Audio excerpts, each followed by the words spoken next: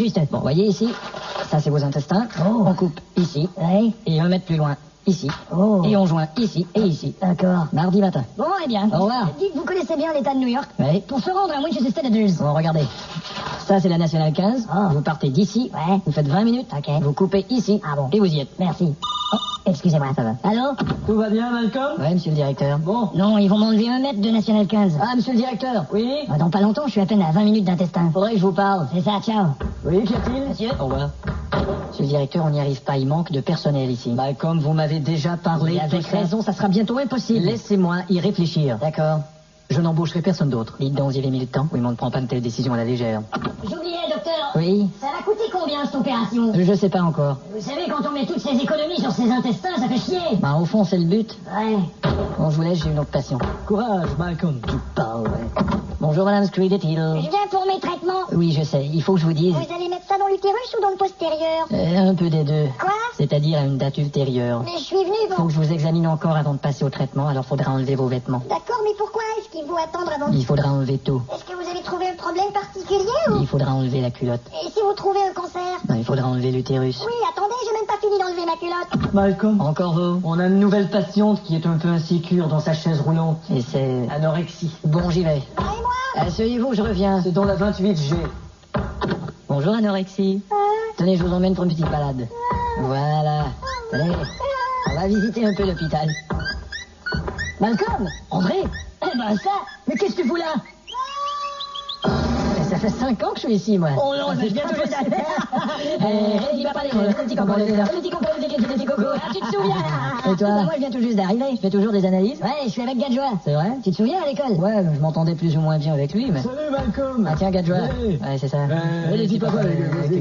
Content de te voir. Bon, je dois retourner voir ma patiente. Ok. Au revoir. Au revoir. Bon, ça va être du joli. Oh, Chess Gurgot. Ouais. Vous avez examiné le genou de Monsieur Craggley? Non.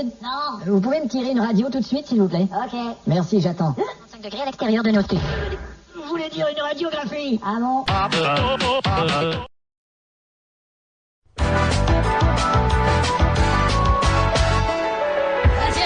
Ah tiens, bonjour, docteur Boudin-Dur. Ça va? On se débrouille. Bon, Et vous, quoi de neuf? moi, je suis dans la merde, là. Comment ça? Figurez-vous que ma femme m'a quitté. Non, c'est pas vrai. Ouais, elle est partie avec une valise. Oh merde. Je comprends pas, moi. Moi non plus. Qu'est-ce qu'elle a de plus que moi, cette valise? Allez, elle reviendra. Et puis c'est pas tout. Quoi, c'est une valise que vous connaissiez? Non, j'ai perdu mon poste d'infirmier. On m'a transféré à la pouponnière. Et vous aimez pas les bébés? C'est pas ça, c'est qu'il les couche, j'en ai marre. Ah d'accord. Voilà. Pour vous, c'est un cauchemar. Et puis il y a autre chose. Un calembour. On me fait travailler aussi dans l'aile des personnes âgées. J'ai fait un calembour. Et j'ai dû annoncer à une vieille dame qu'elle quitterait plus l'hôpital et elle s'inquiétait pour ses petits-enfants. Elle arrêtait pas de dire, et puis les petits, qu'est-ce qu'ils vont faire? Et puis les petits? C'est une crise depuis les petits. Si vous saviez comme j'en ai ras-le-bol. Vous avez entendu mon calembour? On est plein mon cul. Vous avez entendu mes calembours? Non mais pour qui ils se prennent ici? Mes calembours!